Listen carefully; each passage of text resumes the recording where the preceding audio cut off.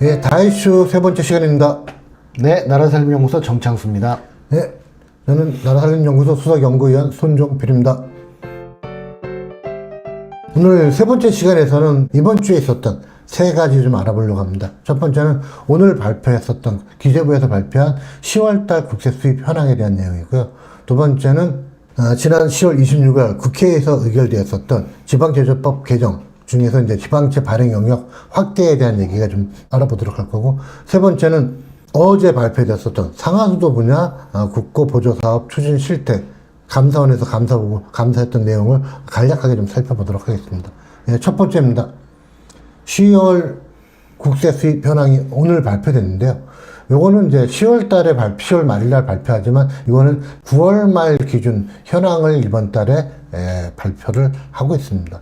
그래서 이게 왜 중요하냐면 국세 수입이 이제 물론 이제 세수에 대한 것도 중요하지만 지방교부세, 이 중에 내국세의 19.24%는 지방교부세, 20.79%는 지방교육재정 교부금에 재원이 되기 때문에 대단히 중요합니다. 네, 요거 관련해서 9월달 국세 수입 현황에 대해서 정창수 소장님이 간략하게 좀 설명을 드리도록 하겠습니다. 네, 이게 지금 10월 31일 날 발표가 된 건데, 국세 수입 현황은 이렇게 매달 말에 이제 발표가 됩니다. 그 전달 말일 기준으로 해가지고 발표가 되는데요. 현황을 말씀드리기 전에 아쉬운 건 뭐냐면, 국가재정법에는 세입 세출에 관한 모든 사항은 실시간으로 공개하여야 한다고 돼 있어요. 근데 세출은 공개하고 있는데 세입은 공개를 안 합니다. 공개를 안 한 게 지금 한 4년 정도 됐는데요. 그 안 한 이유 중에 이제 안 한 이유가 나라살림연구소 때문이라고 하는 게 정설입니다. 저희가 실시간으로 보면서 그때 초과세수 논란이 좀 많았는데 저희가 그거를 자꾸 이제 문제를 삼으니까 닫아버린 거죠. 그래서 사실은 원래 법을 만들었던 원래 취지를 어긋나는 거기 때문에 문제가 많은데, 뭐 제가 얼마 전에도 만난 기재부 세제실에 계신 분들 얘기 들어보니까 정말 지긋지긋했다고 하시더라고요. 저희가 지긋지긋하게 괴롭혔나 봐요. 근데 다 그게 뭐 저희들이 성격 이상해서 그런 게 아니잖아요. 그래서 저희가 국민의 알 권리 차원에서 그리고 이제 왜곡되는 현상을 좀 시정하려고 했던 거니까 좀 그런 부분이 좀 아쉽습니다. 네, 일단 그렇고요. 그러다 보니까 이게 실시간으로 안 되고 전달 말 상황을 이제 한 달이 지나서 우리가 알게 되는 거예요. 사실은 이게 그렇게까지 어려운 일은 아니거든요. 이게 무슨 해설이 막 있는 것도 아니에요. 이게 짧은 보도잖아요. 그래서 그 짧은 내용에 들어있는 저희들이 나름대로의 그 분석, 추정, 그 의미에 대한 이야기를 좀 하겠습니다. 일단은 전체적으로 9월까지 289조가 거쳤어요, 국세가. 근데 국세에 이제 내국세가 있고 뭐 이렇게 목적세들이 있고 그러는데. 예, 전체 한 14개 네. 세목이 있습니다, 국세는. 그래서 크게는 일반회계 있고 목적세 4개, 교통예정에서 관세, 교육세, 부동산세 있고, 그다음 특별회계에 주세와 농특세가 있어요. 이렇게 있는 상황이고요. 그런데 그 289조가 거쳤는데 이거는 작년 9월까지의 255조보다 34조가 늘어난 겁니다. 그래서 증가율이 13.4%예요. 아마 제 생각에는 34조 더 거친 거잖아요. 작년 동시기에 비해서. 그러면 분명히 그 세금이 좀 더 거친 거고, 이 의미는 제가 볼 때 아직 증세를 하지 않았거든요. 그 현 정부가 증세 세제 개편안에 올려져 있을 뿐인 건데, 그럼 내년에 걷겠죠. 근데 내년에는 그게 통과가 되면 훨씬 더 많이 거칠 텐데, 올해는 일단 경제 상황이 최악에서 조금 나아지고 있는 것 같다, 이렇게 봅니다. 왜냐하면 반도체라든가 이런 부분도 좀 있고요. 그 다음에 소비 쿠폰의 역할도 있다고 하더라고요. 이번에 성장률, 3분기 성장률 1.0 좀 넘게 잡았는데, 한 0.2 정도는 이제 소비 쿠폰의 역할도 있다. 근데 그게 전부는 아니다. 그리고 뭔가 사람들 소비에 그게 살아나고 있나 봐요. 그러니까 특히 주식이나 부동산이 좀 늘어나면서 생기는 것도 있고요. 조금 그래도 최악을 면했으니 그러면 다행이라고 생각합니다. 예. 그래서 사실 작년하고 재작년에 대규모 이제 세수 결손이 발생했었거든요. 그래서 23년도에는 이제 56.4조 정도, 연말까지 다 갔을 때, 그다음에 작년에는 한 30.8조 정도. 그래서 그러다 보니까 작년하고 재작년에는 9월달, 10월달 정도에 세수 재추계를 했어요. 너무 많이 빠지니까 세수 재추계를 했었는데, 올해는 추경 때 일부 좀 감액된 것 부분들이 있어요. 2000 추경 때 한 10조 안팎으로 해서 좀 줄어든 건 있는데, 그걸 안 좋아질 것 같아가지고 작년에 이제 너무 좀 과하게 세수 추계를 했다, 이런 얘기가 있어서 좀 줄였는데, 올해는 뭐 작년 재작년만큼의 이제 대규모 세수 결도는 발생하지 않을 것 같다라고 하는 것 좀 다행스럽다, 이렇게 봅니다. 네, 그나마 다행이고요. 진도율을 보면 지금 저 9월 달까지 진도율이 70.8%예요. 근데 이제 그 최근 5년 동안은 평균이 77.7이더라고요. 근데 이제 최근 5년이라는 게 23, 24년에는 되게 적게 들어왔고 22, 21년도 많이 들어왔기 때문에 뭐 제볼 때 큰 의미는 없고 작년에 75였어요. 그래서 작년보다 2% 정도 더 들어왔기 때문에 진도율을 보면 올해 목표 삼았던 것보다 조금 더 많이 늘어날 수 있을 것 같습니다. 지금 추경 기준으로 372조 정도 예장을 하고 있는데 이게 좀 덜 들어올까봐 약간 세입 감액 추경을 했었거든요. 근데 이제 감액한 만큼 정도 되지 않을까, 원래 목표 정도로 그런 생각을 합니다. 참고로 말씀드리면 그 이번에 2023년 4년에 우리나라의 세수 감소가 그 15%였어요. 그 세금에. 그런데 이건 어느 정도로 큰 거냐면 IMF 때 우리가 3%였습니다. 줄어든 것이. 그러니까 우리가 IMF 때 5배 정도의 재정 충격이 있었다. 근데 이제 우리가 워낙 계엄도 하고 이래서 혼란스러운 과정에서 이게 잘 느낌이 없었던 건데 사실 재정을 하는 분 사이에서는 굉장히 이 부분은 충격적이고 그래서 중앙도 그렇고 지방도 그렇고 힘든 한 2년을 보냈다 이렇게 보시면 되겠습니다. 네. 그래서 사실 이제 세목이 이제 국사 14개 중에서 이제 특별회계가 2개, 그다음에 목적세 및 관세가 4개 빼고 나면 이제 9개 정도 되는데 그 중에서 올해 지난달에 비해서 좀 감소한 거는 부가가치세가 좀 감소한 것 같아요. 네. 지금 내역들을 보면 34조가 작년보다 더 거쳤잖아요. 뭐가 거쳤나 이렇게 보면 그 내국세가 31조예요. 거의 단데 소득세가 10조, 법인세가 21조예요. 이 둘이를 합치면 벌써 31조잖아요. 그 정도이고 상속증여세가 좀 1조 늘어난 게 좀 특이한 일입니다. 그래서 제 생각에는 뭔가 상속증여가 좀 많이 는 게 아니냐, 부동산 이것 때문에 그 생각이 들고요. 다만 뒤에 부가세도 0.4% 줄었죠. 그리고 저기 개별 소비세도 줄고 진공거래세도 줄고 인지세 뭐 다 줄었습니다. 좀 특이한 것은 교통에너지 환경세가 1.5% 증가한 걸로 보면 지금 교통에너지 환경세 뭐랄까 일시 감면을 지금 계속 유지하고 있는 상태거든요. 근데도 불구하고 뭔가 에너지 소비는 좀 증가를 했다 이렇게 보여지고요. 매우 특이한 것은 주세가 0.1% 감소했다는 겁니다. 이 상황은 힘들지만 술도 좀 안 드시는 것 같아요. 네. 네, 이렇게 간단하게 좀 첫 번째 10월 국세 수입 현황, 정확하게는 9월 말 기준 국세 수입 현황에 대해서 한번 살펴봤습니다. 두 번째는 지난 10월 26일 날 국회에서 의결됐었던 지방재정법 개정에 따른 지방채 발행 영역 확대에 대한 내용인데요.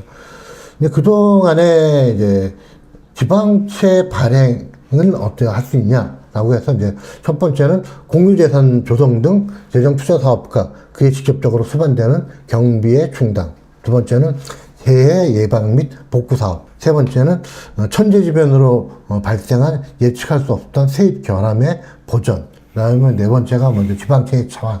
이렇게 쭉 있는데 이 중에서 이제 바뀐 게 뭐가 있냐면 세 번째 조항입니다. 그래서 세 번째 조항이 천재지변으로 발생한 예측할 수 없었던 세입 결함의 보전에서 천재지변이나 그 밖에 사전에 예측할 수 없었던 긴급한 재정 수요에 필요한 경비의 충당으로 이렇게 좀 변경이 됐습니다.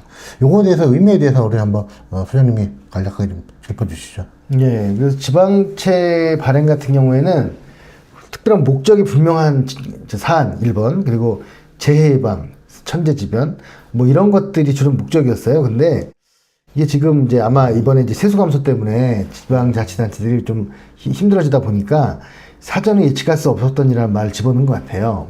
그래서 이제 그런 필요성은 조금 뭐 인정은 충분히 되는 측면은 있는데 문제는 이 예측할 수 없었던 걸 어떻게 판단하냐는 거죠. 그러다 보니까 자칫 잘못하면 이 지방채 관련해서 좀 방만하게 조금 그 발행을 조금 더 촉진하는 계기가 되지 않을까라는 그런 우려가 있습니다. 네.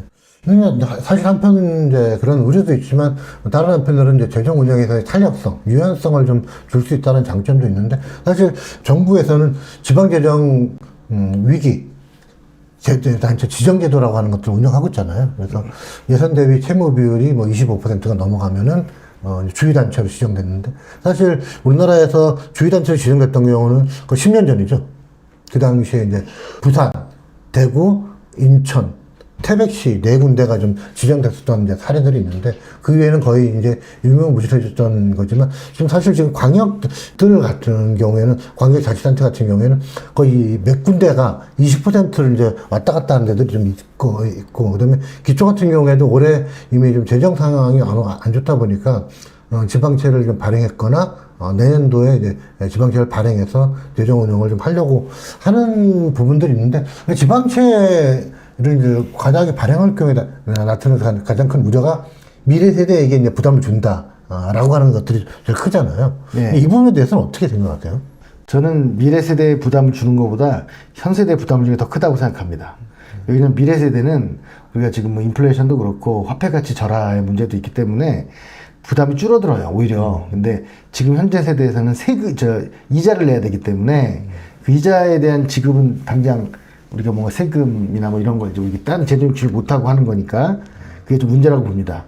지금 우리나라도 지금 중앙정부 같은 경우에도 국가부채 이자가 지금 이제 올해 아마 30조를 넘어설 걸로 보는데 그 다른 나라 같은 데는 엄청나거든요. 지금 이자 지출이 뭐 국방에서보다 많아지는 미국 같은 경우도 있고 하기 때문에 이 부분에 대해서는 미래 세대니까 마치 지금 해도 되는데 뭐 이런 식의 생각은 좀 아니한 생각을 하지 않았으면 좋겠다 그런 생각이. 저도 약간 좀 비슷한 생각인데요. 지금 현재 지어놓는 어떠한 특정한 시설물들이 현 세대만 사용하는 게 아니거든요. 미래 세대들도 사용하는데 그것이 이제 지방채를 발행했을 경우 미래 세대에게 부담이 된다. 아닙니다. 오늘 어디 지방자치단체 예산안 발표를 하면서 기자회견에서 미래 세대에게 부담을 안 주려고 하고 있다. 근데 그러면 현 세대가 다 짓는 거거든요. 그 이제 시설을 이용하는 거는 미래 세대도 같이 이제 이용을 하지만. 그럼 현 세대가 좀 과도하게 그러한 부담들을, 재정적 부담들을 떠안게 되는 건 아닌가. 그러한 이제 반론들도 있습니다. 그래서 미래 세대에게만 부담되는 것이 아니고 현 세대에 대한 부담도 같이 좀 얘기 좀 됐으면 좋겠다. 뭐 미래 세대 부담 안 주려면 다 갚아버려야죠, 미래 세대 전에. 그래서 지금 사실은 지방채를 무조건 안 발행하려고 하는 것도 사실은 좋은 건 아니에요. 필요할 땐 지방채 발행을 해야 합니다. 그런데 문제는 그게 빚으로 정말 나중에 그게 이제 순환돼가지고 긍정적 그 역할을 하지 못하는 걸로 판단되고 하는 게 많기 때문에 그런 거거든요. 네, 그래서 좀 과도하게 추적성 사업을 하기 위해서 이제 그런 이제 지방채를 과도하게 발행을 한다든가 이런 경우들이 가장 큰 문제인 거지.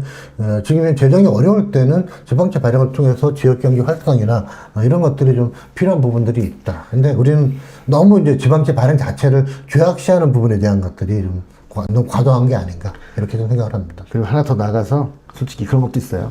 일부 지자체들은 잉여금이 많은데도 지방채를 발행하는 경우가 있어요. 이거는 제가 볼 때는 몰랐거나 아는데 그것을 이제 뭐랄까 잉여금을 그 문제 의식이 없이 바라보는 사람들 때문에 생기는 것 같아요.